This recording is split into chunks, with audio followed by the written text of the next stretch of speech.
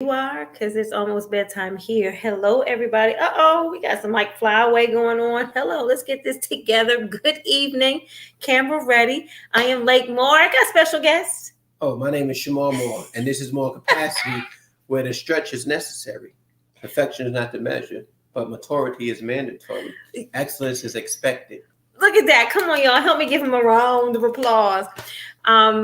Tonight, we want to come before you, and join you first and foremost to say hello. Hello. Hello, hello. Pray that you are doing well mentally, physically, emotionally, and spiritually, because health is wealth, but in every way we must be balanced. And hopefully you guys are giving time. Let me remove that. Not hopefully. I pray that you are intentionally giving time to all of that. Hi, Kenya. Tonight, you guys. Hey, Kenya, how are you? Kenya. Hello. Hold on. It's good to see you. As you guys come in, stop scrolling. I know it's been a minute. You've been getting snippets, about 2-minute conversations over the last couple of weeks, but wanted to say hello. This is a disclaimer I want to tell you, that no matter what we are doing as we are pursuing the things that we believe and know that we're called to do, first and foremost, self-care is important. Hi, Andrea. Hi, Andrea. Self-care is important, and keeping first things first is even more important. So even as we are going and growing and do all this kind of things, when your body tells you to lay it down, did you see that? Lay it down. When your children, your spouse, first and foremost, when they say they need you and they want that attention, which way we going? Make sure that you give it. Nothing comes before the priority of making sure that we're together and that family is together, because as long as God gives time, there will be time to do what we need to do. Hey, Nicole. We on rare form, but hi, Sonia. Hey, Sonia, look, girl. You guys, she is my dealer. Aren't my earrings pretty? Thank you so much, Sonia. I made sure to put them on. I'm glad you're here. Check this out, you guys. Check it out. This is a topic for tonight. There is this beautiful book that we are reading, constantly reading. Wait a minute. I'm reading it because he's reading something else so we can have another conversation. I am reading a book called Boundaries. Can you guys see it? Boundaries. And he is reading another book. Do you want to tell him what you're reading? Oh, from spiritual slavery to sonship. Yes. So we're in 2 different books, but tonight we're going to share something with you about boundaries. When you guys hear that word, does it make you nervous? Like, does it make you nervous at all? Sis, you are so funny. We'll just leave it at that. We are definitely well rested. But you guys, the boundaries come and they are so necessary. And depending upon who you are, how we were raised, they can be difficult. I will definitely tell you that after reading the book and understanding it, it's not an easy thing to set boundaries. I understand the value of no, but understanding, the value of boundaries is a work in progress. So we want to give you the snippet of what we have learned. We want to share it with you. There is a difference between hurt and harm. There's a difference between hurt and harm. And the crazy thing is that sometimes when we think about it, it's like, no, they're one and the same. No, they're not. So I want to read you something, and it's called The Value of Evaluation and what that looks like.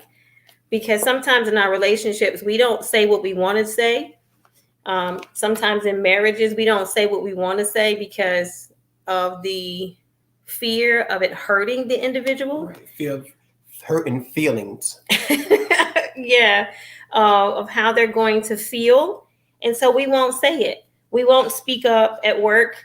And I don't know about you guys, but sometimes we find that women are affected by this more than men. But of course, we know that men do too. But what happens is that we know that something is going on and we should speak up and we should ask for a raise, but we don't, all that kind of thing. But hurt or harm. So this is what it looks like. Let's say if you're having a conversation and you're like, I don't want to do this because it might hurt them. This is the follow-up question that you ask. But will it harm them? Yes, it may hurt their feelings. Yes, it may hurt their pride. Yes, it may, for a moment, cause a strain on the relationship, but will it harm them? Will it open up a wound? Will they bleed? Will they need surgery? Will they not be able to recover? And as long as it does not harm them, then it is okay to hurt somebody's feelings. You ever walk on eggshells and you know that in the pit of your stomach that you're doing one thing and you really know that you should make a decision for your own health to do something different, but you walk on eggshells because you want to consider someone else's feelings. But then in your own body, you can feel that stress and that pressure. That is not good for you, because you not wanting to hurt someone else is really causing you harm. In every relationship, we're not going to be on here long, but this is what we want to challenge you to do. Have the hurtful conversations, because essentially having those hurtful conversations, it actually makes the relationships better. Nobody wants to hear bad things about themselves. Nobody wants to hear the blind spots that we have. But in order to be better, maturity is mandatory. So we have to be willing to hear it. And if you want to be a good woman, a good man, a good husband, a good wife, a good friend, a good co-worker, a good business owner, you got to be willing to hurt. You got to be willing to open up and to be hurt, to get broke down so you can reevaluate some things and take some accountability and ownership of decisions. That right there, that piece right there. What right there? That ownership of decisions. That right there. Like marinate on it? Marinate on it. Yes. But then thank you for being here. I just pulled him in, you guys, for support. So he's showing up. I appreciate you. Yeah, because it's just like when you do evaluation at work. Of course, your manager, your supervisor, when they pull you in, they're going to start off telling you all the things that you're doing right or doing good. And then they get down to the areas of opportunity. Oh, right. They don't even use the term weakness or, improvement, the areas of opportunity. And so isn't that something? So they build you up first. And then they say, all right, these are areas that are need improvement, or these are areas of opportunity to where you can improve in. And if you're not careful, that can hurt your ego, your feelings, and, whatever you may call it, because you think that, I got it going on. I know I'm doing this right. I know I'm going above and beyond. And what you may feel that you're doing, you may not really be doing on the level that you think you're doing it on. Well, because they're watching you from a distance. And they like, yes, you're very dependable. Yes, you accountable. Yes, this and that, You're here on time, and you do your work and you're a team player. But here's some areas that, we need you to work on. And in your mind, I thought I was doing good. No. It's not saying that you're not doing good. However, in order to do better, right, or to be your best, here's some areas that you can pull up in. And if you're not careful, you can leave out of that meeting or one-on-one or evaluation saying, dog, I thought I had it going on. Your feelings is hurt. And they know it wasn't intentional that they came in, I'm going to tear this person down. No. They have to say, hey, let me bring to their attention their areas of opportunity, or, to not sound redundant, their blind spots. Mm-hmm. They're strong or good in this area, but these are the areas that they're not so strong or good in. And if I don't tell them, they keep on thinking that they are the stuff and doing it on this level. And really, they're hurting themselves in the long run if I don't bring it to their attention. And then that's where the challenge becomes, dog, I want to bring this to their attention, but I'm not sure how they're going to receive it. Feelings are powerful, you guys. And as we were talking about earlier, that we can walk on so many eggshells in every relationship. You think about it, even with our children. And I see your question, Sonia, that with our children, we understand that the correction is good for them, that if we withhold that correction from them, that they will grow up, and then the very things that we don't correct because of their feelings, we'll look at them with a side eye like, I don't know whose child you are. And then we have to take the accountability of, oh, the one we created. Oh God, Jesus, the one we created, because of that law of evaluation. I want to read something to you. And if, again, this is the book we're talking about, you guys, because get boundaries.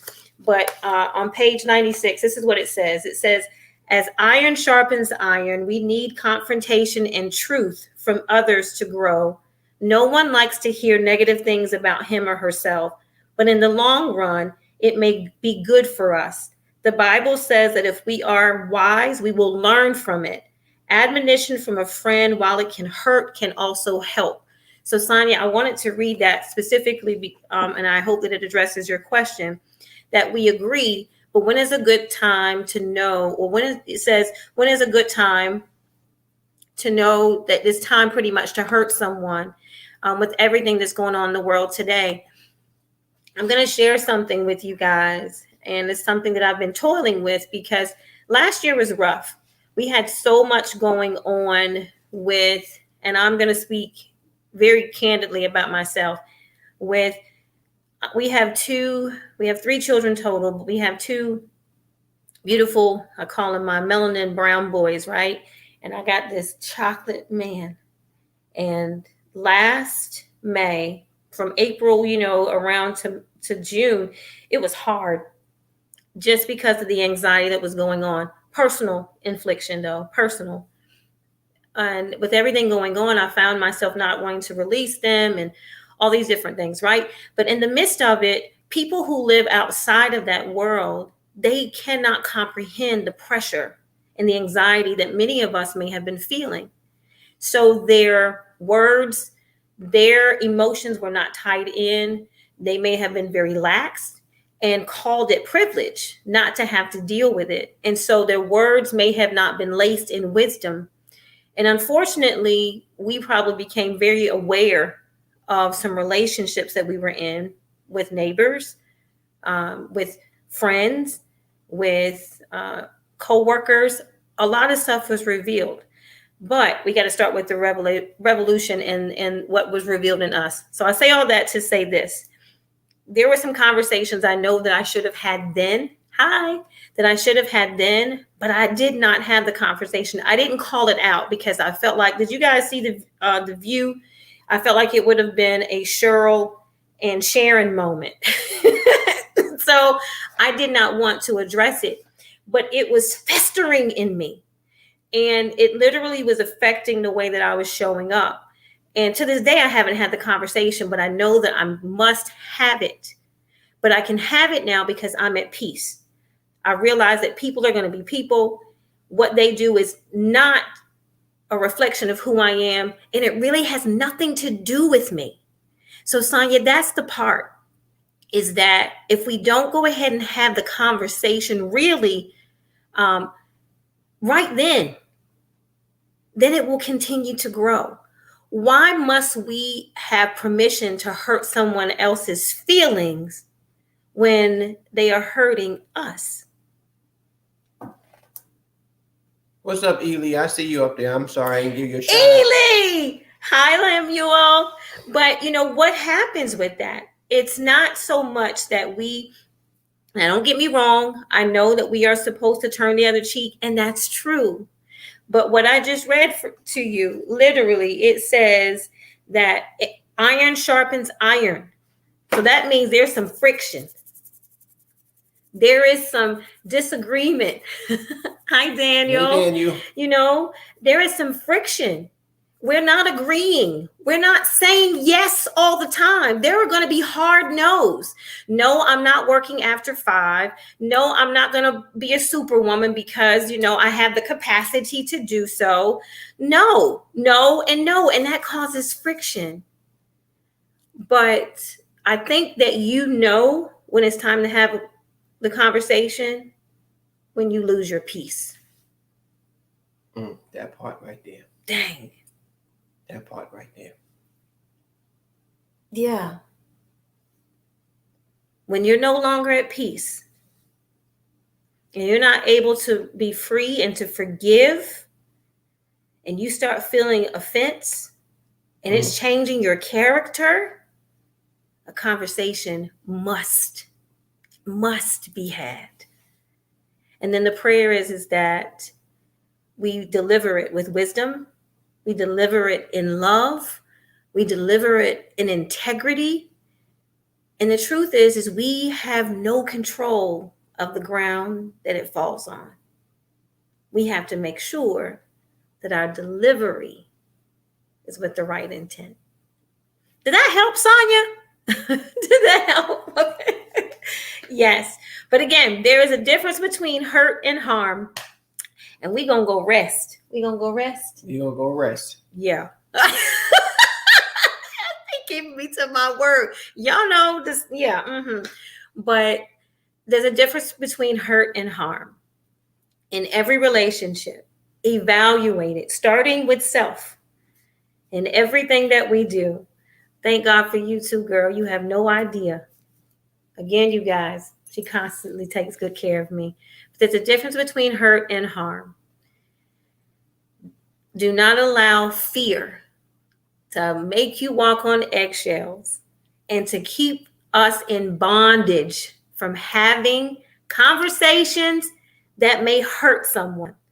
Because the truth is, it will not harm them. Yeah. Indeed.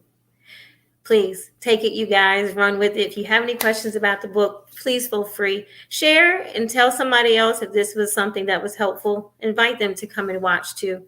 All right. We appreciate you guys. As always, we are here because we want to be and we choose to be. And we thank you for choosing to as well. I am Lake Moore. This is my supportive, amazing, weight-bearing, yes, husband, Mr. Shamar Moore. And we are more capacity. Because, you guys, the stretch is necessary. Perfection is not the measure, but maturity is mandatory. All right, let's grow together. Have a great night. Sleep well. Bye.